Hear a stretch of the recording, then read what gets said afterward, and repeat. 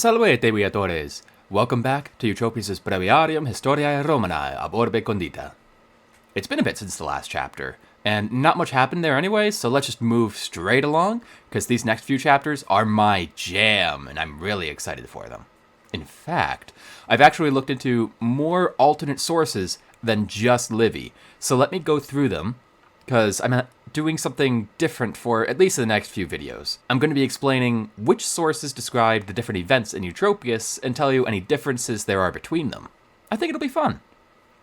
It's at least been fun to put together. So before we begin with the translating, let's go through the sources. So I mentioned Livy, and I would have mainly used Livy's telling, but the Livy for these next 4 videos has not survived, in anything more than a very brief epitome at least, called the Periochae, by an unknown author.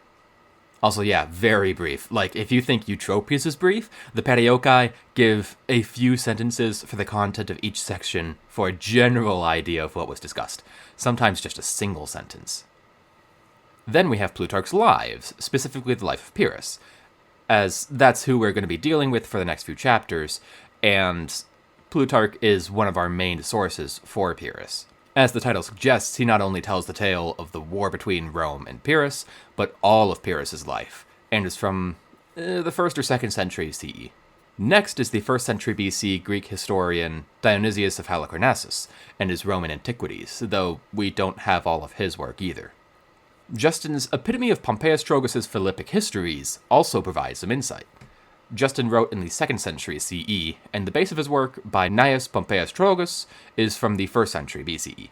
Justin also goes into detail about Pyrrhus' life before his war with Rome and what's happening around it, though digresses for far too long for my liking. There's also Appian, a Greek historian from the 2nd century CE who wrote his Roman history, which only survives through fragments in other works. Cassius Dio, a Roman historian from the 3rd century, whose own Roman history is mostly preserved through Zonaras, a Byzantine historian who lived in the 12th century, and used Cassius Dio as a major source. These are the major sources that I'm going to be using for these next few chapters, and they will all be linked in the description, as well as I will have citations in the video itself. So yeah, I think it'll be fun. Let's get started. Eodem tempore Tarentinis, qui jam in ultima Italia sunt, bellum indictum est, quia legatis Romanorum minioriam fecissent. So, eodem tempore, these are agreeing with each other as they are the same gender number in case. Eodem is the ablative form of idem, meaning the same, and tempore is the ablative form of tempus, meaning time. So at the same time, with ablative time when, Tarentinis, ablative for the Tarentines, and we gotta wait for a second, but the Tarentines, qui, who, iam, which is like now, in ultima Italia, in, or really here at, ultima, the end, Italia, Italy. And this is like just adjective and noun, but the end of Italy sounds better in English. So at the end of Italy, sunt, are, 3rd person plural from sum. So who now are at the end of Italy. So the Tarentines are just a people that live, it's really near the heel of Italy. Bellum, war, indictum est, perfect passive participle, meaning declared, and war, oh wait, no, war is not the object, it's the subject, because war was declared, that's what indictum est is, was declared, Tarentinis, against the Tarentines.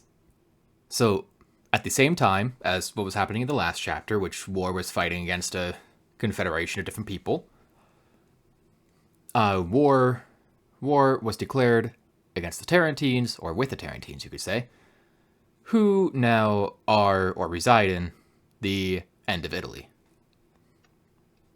And why? Quia, because, that's a redrawing that box because that was horrible and obscured so much. Legatis. That's either dative or ablative plural. For legatus, which is an ambassador. Romanorum. Genitive plural, modifying legatis, of the Romans. So with or to or with, ambassadors of the Romans. Injuriam. Accusative going by the ending, which is exactly what it looks like, an injury, or it could be an insult. Fecissent. This is pluperfect. Third person plural. From facio, I'm pretty sure. Yeah. Third person plural, pluperfect subjunctive, specifically. From facio, which is to do or to make. And it's kind of awkward to say it in that way, but best I can do is because they being the Tarentines, just not explicitly said as the subject, they made injuriam, an injury, well, done or made an injury or insult. Really, it's more of an insult? Well, it's kind of an injury, too. I'm going to say they had done an insult to the ambassadors of the Romans. And how did that happen? Well, from the few sources we have, it seems the Tarentines attacked some Roman ships that sailed too close. They apparently had some sort of treaty, maybe? But when the Romans sent a delegation to ask, what the heck, man? The Tarentines just insulted them. Like, literally insulted how they spoke Greek improperly, said their togas were stupid, and one guy even, released his bowels onto one of the delegates. Needless to say, this pissed off the Romans and sparked the war. Also, I found this interesting sounding book on the cause of this war, so if you've read it, let me know. It's called Images and Insults, Ancient Historiography, and the Outbreak of the Tarentine War. I am interested to hear if it's good, because I have not bought it myself. Alright, and to go over the entire sentence. At the same time, war was declared with the Tarentines, who now are at the end of Italy, because they had done an insult to the ambassadors of the Romans. Hi Pyrrhum epere regem contra Romanos in auxilium poposcerunt, qui ex genere Achilles originem trahebat. So, he is our subject right away. It is the nominative plural form from the pronoun hic, meaning this. So with this is these. And because there's not anything more specific, it's referring back to the Tarentines, so you could just say these people or these men. Pyrrhum is our object, but we're not going to get to the verb for a second. Epere regem, just describing Pyrrhus a little more. Epere is in the genitive singular, describing regem. And of course, regem is agreeing with Pyrrhum, again, just describing him. Contra Romanos, in auxilium, a couple prepositional phrases, and poposcerunt, or poposcerunt, I think it should be. That's our verb. It is in the perfect tense, third person plural, still as he/the Tarentines as the subject, and that comes from posco, which is to beg or to ask. So, these people, poposcerunt, begged Pyrrhum, Pyrrhus, epere regem, the king of Epirus. In auxilium, I would say would come first in the English. Like, contra Romanos, against the Romans, in auxilium, literally into help. But you can kind of just say, asked Pyrrhus for help against the Romans, because into help doesn't really, or into aid, doesn't really make sense in English. So I'm just going to translate it as, these people begged Pyrrhus, the king of Epirus, for help against the Romans. Qui, who, referring back to Pyrrhus at this point, ex genere Achilles, originem trahebat. Who, to our verb, imperfect form from traho, usually this means like to drag, pull, maybe even draw out or extend. It could also be to consider, which is what I'm going to use here. It just makes a little more sense as we get into it. So, who used to consider originem, his origin or ancestry, ex genere Achilles, from, Achilles is genitive, from the, I guess you could say, bloodline of Achilles. And that is certainly true. Pyrrhus and his family did trace their origins back to the Homeric hero Achilles of the heel fame. And most of you probably already know of Pyrrhus of Epirus, of Pyrrhic victory fame. But most people don't know much about his life before his wars against Rome. And honestly, that's a real shame, as his life and general personality are fascinating. So I'm going to run through it real quick, because we are looking at this from a Roman perspective, so Eutropius doesn't say anything about it, as can be clearly shown here. So Pyrrhus was born in Epirus, was deposed as a baby, then returned, then was deposed again as a teenager, then spent time with the successors of Alexander, still fighting amongst each other in the greatest funeral games ever known to man. He first served Antigonos and his son Demetrius, then when they were beaten served Ptolemy in Egypt, then was put back on the Epirot throne, then helped the son of Cassander, another successor, against his brother in Macedon, then the same Demetrius came back and tried to take over Macedon, then Pyrrhus and Lysimachus, yes another successor, both beat him with their sheer presence, then Lysimachus with his sheer being Macedonian and a general of Alexanderness, pushed Pyrrhus out of Macedon, and so Pyrrhus is stuck in Epirus with no one more to fight, which sucks, cause war is all he truly cares about, until he gets a message from the Tarentines begging for help against some upstart barbarians called the Romans. And yes, Pyrrhus was descended from Achilles and had a magic toe. No, I will not elaborate about that further. If you want to know more, read Plutarch's Life of Pyrrhus. And now that we're caught up, let's continue with Eutropius. In fact, let's go over the sentence one more time. These people begged Pyrrhus, the king of Epirus, who used to trace his ancestry from the bloodline of Achilles, for help against the Romans. Is mox ad Italiam venit, tumque primum Romani cum transmarino hoste demecaverunt. Is, pronoun, just means he. It's the masculine version, so it's he. Mox, adverb for soon, ad Italiam venit.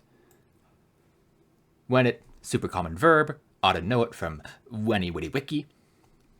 Just the third person singular perfect tense, came, he soon came, ad Italiam, to Italy. He, as you could probably guess, refers back to Pyrrhus. Tumque, conjunction, literally two conjunctions together, really. Tum, then, que, and. And que is always a suffix, just added on to a verb to mean when, not to mean when, to mean and you just sort of move it to the beginning of move it first. So, and then, Romani is our subject here. I think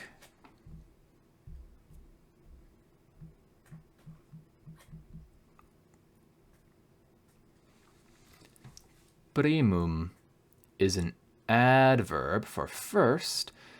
So the Romans first, cum transmarino hoste, both of these are ablative.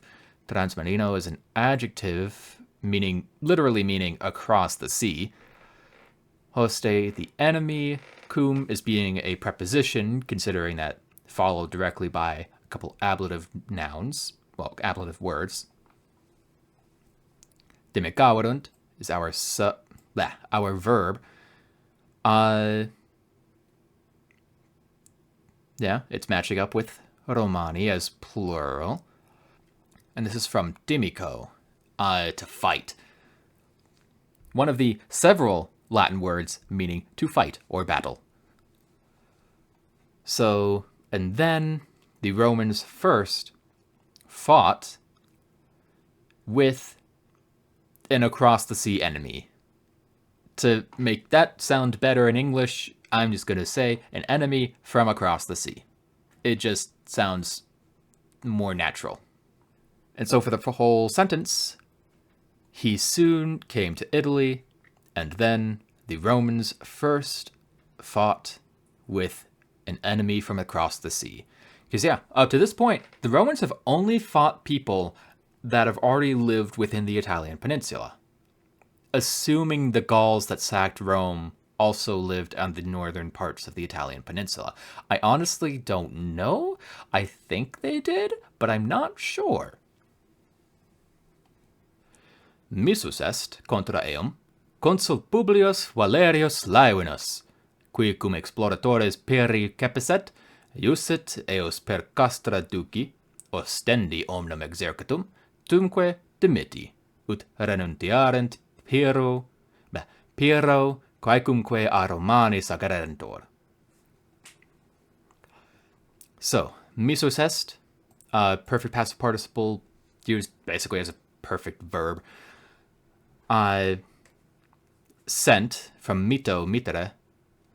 So, sent contra eum, against him being Pyrrhus, of course. The consul, Publius Valerius Laevinus. Most people just refer to him as Laevinus or Laevinus. And I guess you could say sent against him was, using the est there, the consul Publius Valerius Laevinus. Qui, who, cum exploratores peri capiset, that's the end of our relative clause. And actually, yeah, so cum here is the conjunction, considering there is no ablative to be found. Exploratores is our object. Peri, you are in the genitive case, modifying exploratores. And capiset is our verb. From capio, which means to capture. I believe pluperfect.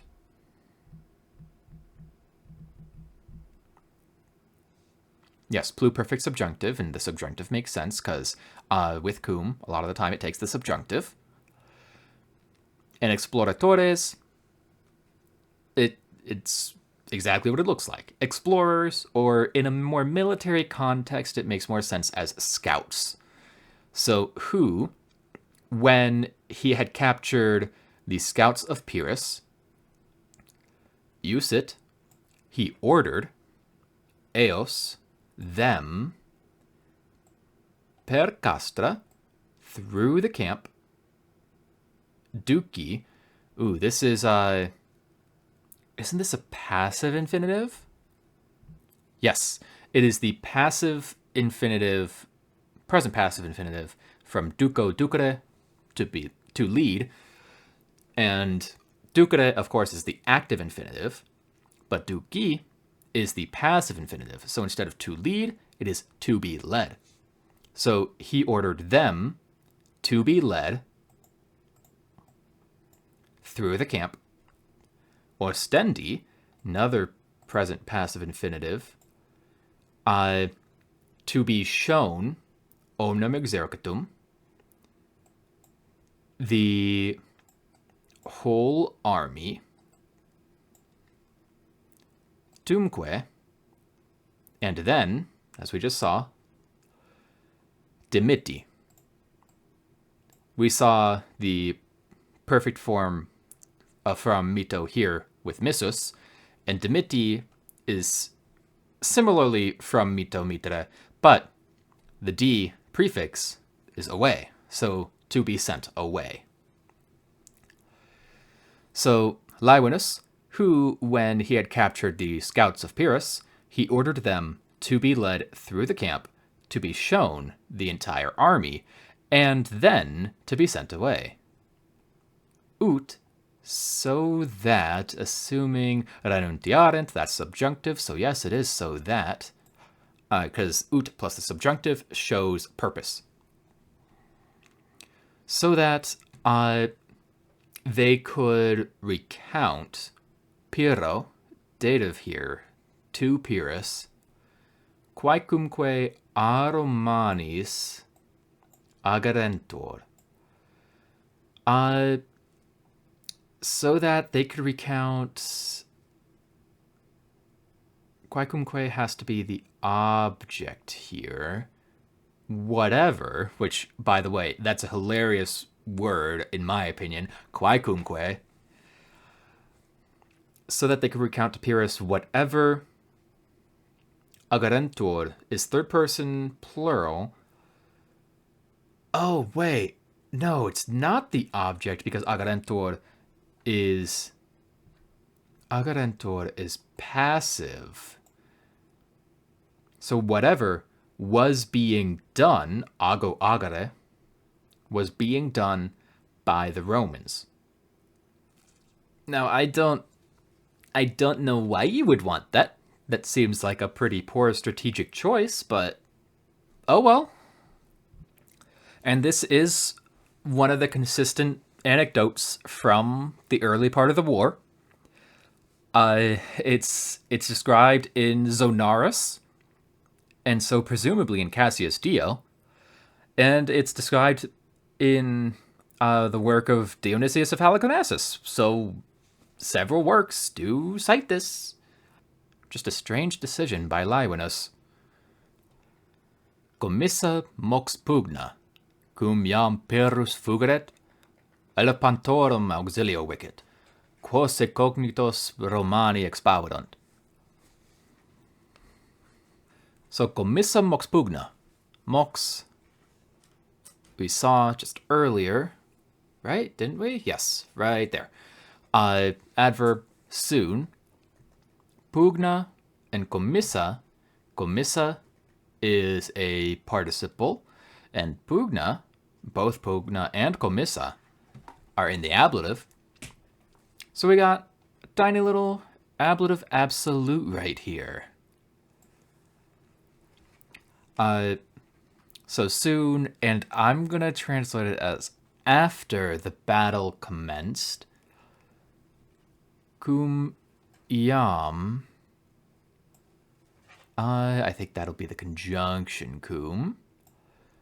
Pyrrhus, subject, and fugeret, verb. And yeah, so this is subjunctive and imperfect subjunctive. In fact, when, I guess now when Pyrrhus was fleeing, elephantorum, elephants, genitive plural, I guess, and auxilio, we saw earlier with auxilium, help, wicket. Again, if you know Weni Witty Wiki, so wicket is he conquered or won. Auxilio, with the or by the help, elephantorum, of elephants. Quos, relative clause, and a cognitos is modifying quos / the elephants.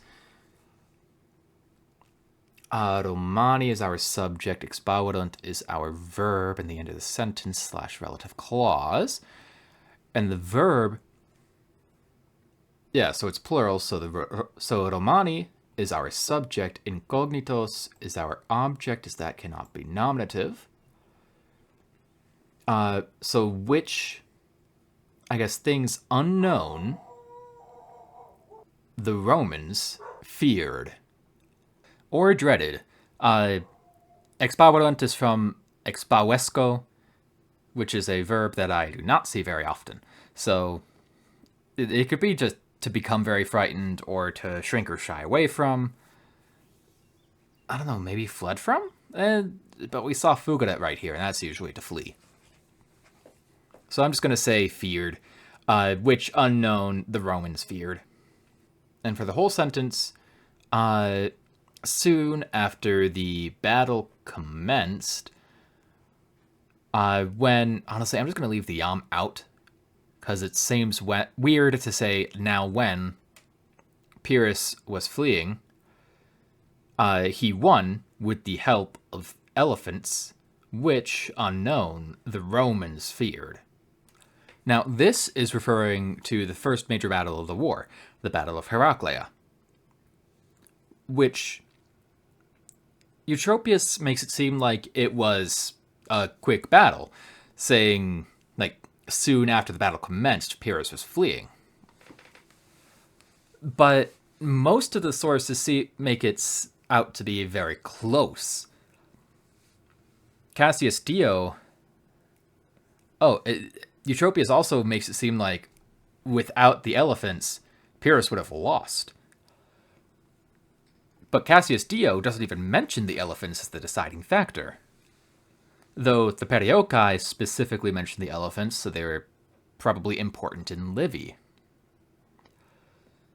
Plutarch says the tide of the battle turned 7 times, going back and forth, back and forth. In no other source does Pyrrhus flee, though, or at least none that I looked at. The closest is Justin, who does give a similar narrative to Eutropius.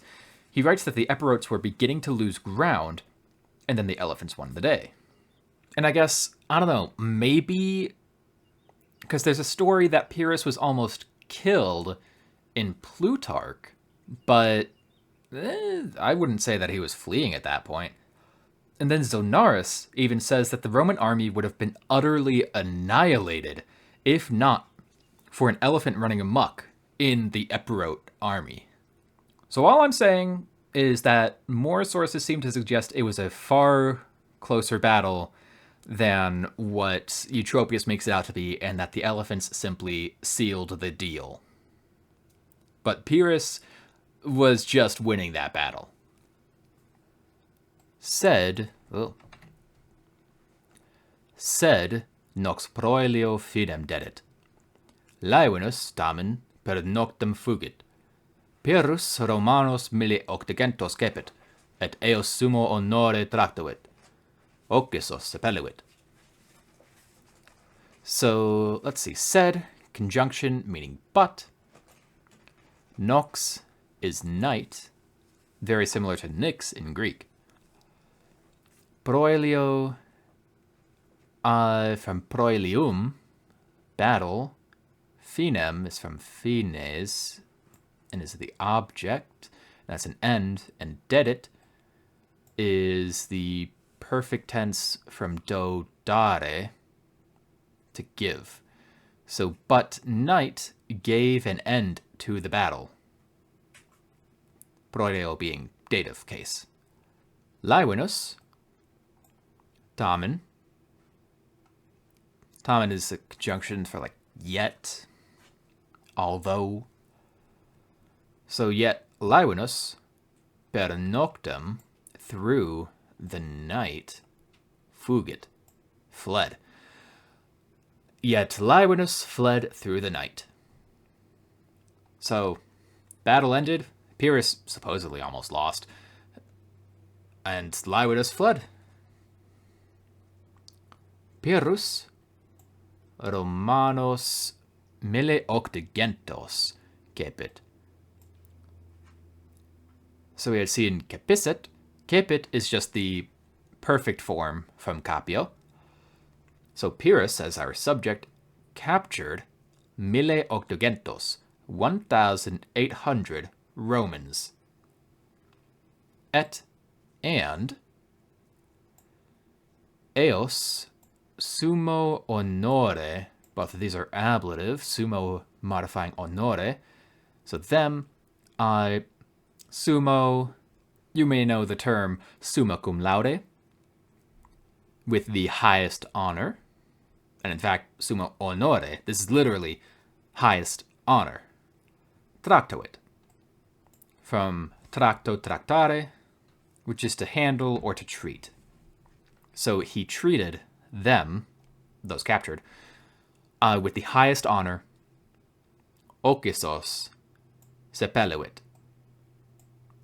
Sepeluit is he buried Okisos. Literally those killed, but you could also say the dead. So for the whole sentence, but night gave an end to the battle, yet Lyonus fled through the night. Pyrrhus captured 1,800 Romans, and he treated them with the highest honor. He buried the dead. Quos cum adverso vulnere et truci vultu etiam mortuos iacere videset, dulce ad caelum manus dicitur cum hac voce, se totius orbis dominum esse potuisse, si tales sibi milites contingissent.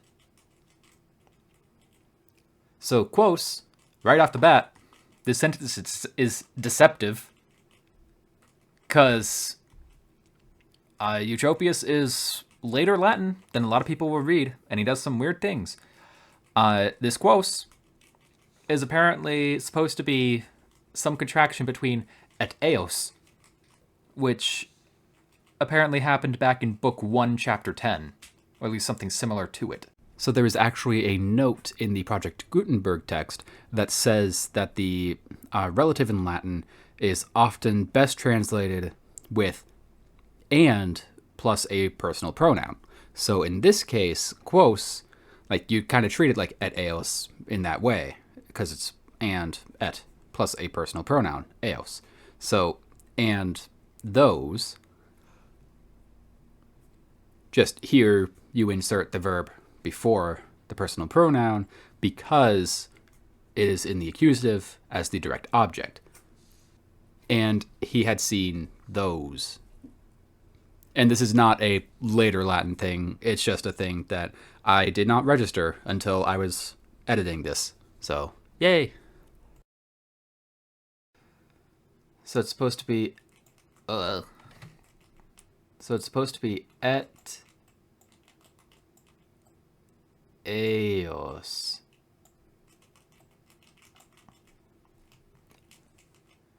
Cum. I think I translate this as the conjunction. You'll see in a minute why, even though we might have ablative coming right up. Because adverso vulnere are both ablative. Adverso, from adversus, means like front-facing. Vulnere, from vulnus, is a wound. Et, of course, is the conjunction and. Truci vultu, same thing as adverso vulnere, both ablative. Truci, from trux, meaning grim, or serious, or stern. Vultu, from vultus, means an expression, or just the face. So adverso vulnere is front-facing wound, truci vultu, grim expression. Etiam is an adverb, and I rarely know how to translate etiam. I'll come back to it. Mortuos, the dead. Iacere is an infinitive verb. Videset, our main verb here. And that's pluperfect. So, and when, I'll say, and when he had seen, I guess, those dead lying, because with the accusative as the subject of the infinitive, lying, I'm using the cum as the conjunction because you could kind of say with front-facing wound even without the conjunction. The ablative can just kind of do that. It's weird. But with front-facing wound and grim expression. And I just don't know what to do with etiam. Because it can mean like, and also, furthermore, likewise. But I don't know why it's just in this random center part of this of the sentence. Unless we just want to do it and also. But etiam is also already just kind of like a combination of et, iam. So I don't know. I don't know. I guess and also, when he had seen the dead lying with frontward-facing wound and grim expression, Tulise, that should be, yeah, that's an infinitive. Ad caelum, to the sky, and Tulise is from the verb fero, F-E-R-O. Just the third participle part is tuli, so tulise for the perfect infinitive. So that's to like hold or carry, or even held up. Yeah, I think held up will work best here. So manus is our object. I know it ends with a US. That's usually nominative, but dicitor. It is said. It doesn't make sense with hand said or hand is said, because manus means hand, and is also fourth declension. So a lot of the forms of manus is just manus. So even the accusative singular is manus. So it is said, or he was said. No, not he was. He is said to have held up his hands. Actually, this is accusative, plural. His hands to the sky, caelum, the sky, cum hac voce, with this voice, meaning saying this. Se totius orbis dominum esse potuisse, si tale sibi milites contigisset. So this is a condition. C right here is if. So if this condition is met, then this should be the result. So se is our subject technically, because another weird thing with this is technically indirect speech. The narrator is reporting that the speech is being said, not directly quoting, though. So he, totius orbis, totius is modifying orbis, dominum is our object. Though, no, it's not truly an object, because potuisse is our verb. He would be able to, or it's perfect is a perfect infinitive. So he would have been able to be dominum, Lord, totius orbis. These are both genitive. And in fact, because of that, they're technically modifying dominum of the whole world. He would have been able to be Lord of the whole world. See if tales and milites agree with each other. They are both nominative plural. Yes, they're both nominative plural. Contigissent, which means they are also the subject.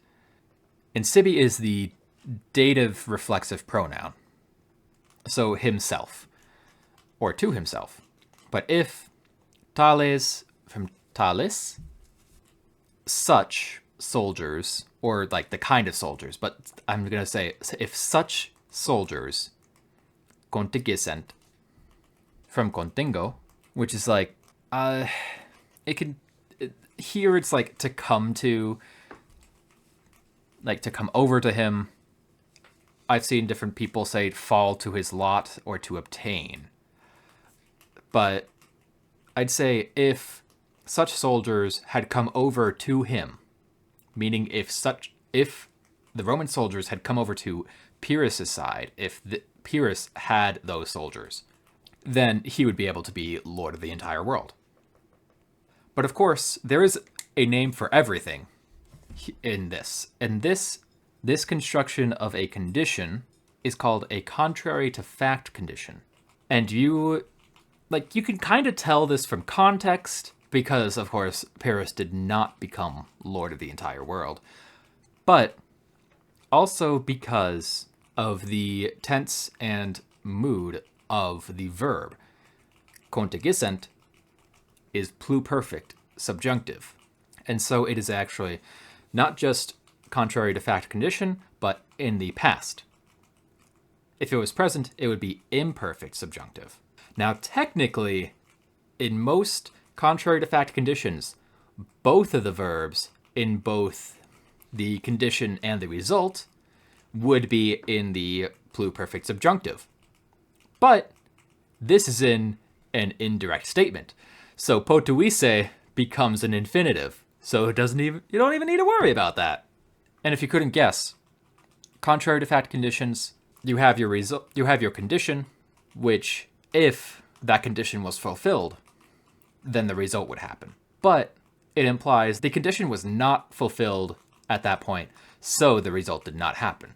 So here, if such soldiers had come over to Pyrrhus, he would have been able to be lord of the entire world. But those soldiers did not come over to Pyrrhus, so he was not lord of the entire world. I hope I described that correctly, and that I described it in a way that it was decently easy to understand. Because it's weird, especially with the caveat of this contrary to fact condition, past contrary to fact condition, also being in an indirect statement. It makes it a little weirder. Which, by the way, this quote is rather famous. Though oddly enough, most of the famous Pyrrhus anecdotes are from Plutarch's Lives, but this one I was only able to find in the work of Cassius Dio, though the Periochae also do make note that the dead Romans did have all frontward-facing wounds. So let's go over this sentence one more time, and then we can do a full reading both in Latin and then English. There it is. And when he had also seen those dead lying with frontward-facing wound and grim expression, he is said to have held up his hands to the sky with this voice. He would have been able to be lord of the entire world if such soldiers had come over to him. Eudam tempore Tarentinis, quiam in optima Italia sunt, bellum indictum est, quia legatis Romanorum injuriam fecissant. Hi Pyrrhum eperi regem contra Romanos in auxilium popuscerunt, qui ex genere Achilles originem trahebat. Ismox ad Italiam venet, tunque primum Romani cum transmarino hoste demecaverunt. Missus est contra eum consul Publius Valerius Laevinus, qui cum exploratores Pyrrhi capiset, usit eos per castra duci, ostendi omnem exercitum, tumque demitti, ut renuntiarent Pyrrho quaecumque a Romanis agarentor. Commissa mox pugna, cum iam Pyrrhus fugeret, elephantorum auxilio vicit, quos incognitos Romani expaverunt, sed nox proelio finem deret. Laevinus tamen per noctem fugit. Pyrrhus Romanos mille octogentos cepit, et eos sumo honore tractuit, occisos sepelluit. Quos, cum adverso vulnere et truci vultu etiam mortuos iacere verset, dulisse ad caelum manus dicitur, cum hac voce. Se totius orbis dominum esse potuisse, si tales sibi milites contingissent. At the same time, war was declared with the Tarentines, who are now at the end of Italy, because they made an insult to the ambassadors of the Romans. These people begged Pyrrhus, the king of Epirus, who used to trace his ancestry from the bloodline of Achilles, for help against the Romans. He soon came to Italy, and then the Romans first fought with an enemy from across the sea. Sent against him was Consul Publius Valerius Laevinus, who, when he had captured scouts of Pyrrhus, ordered them to be led through the camp, to be shown the whole army, and then to be sent away, so that they would recount to Pyrrhus whatever was being done by the Romans. Soon after the battle commenced, now when Pyrrhus was already fleeing, he won by the aid of his elephants, which, unknown, the Romans feared. But night gave an end to the battle. Although Laevinus fled through the night, Pyrrhus captured 1,800 Romans, and he treated them with the highest honor. He buried the slain. And when he had also seen those lying dead with forward-facing wound and grim expression, he is said to have held up his hands to the sky with this voice: "He would have been able to be lord of the whole world if such soldiers had come over to him." Hey, if you're still listening or watching, then thank you for watching the video. Let me know what you think of this format with more going over different sources for things. It takes a bit more, as well as some scripting, but I thought it was fun. But let me know if you like that, or if you do want to just focus more on the Latin, as I had been doing. I'm at least going to continue this throughout the rest of the Pyrrhus saga. But yeah, thank you for watching, and see you in the next episode when we continue after Pyrrhus's great victory against the Romans. Valete, Veitores.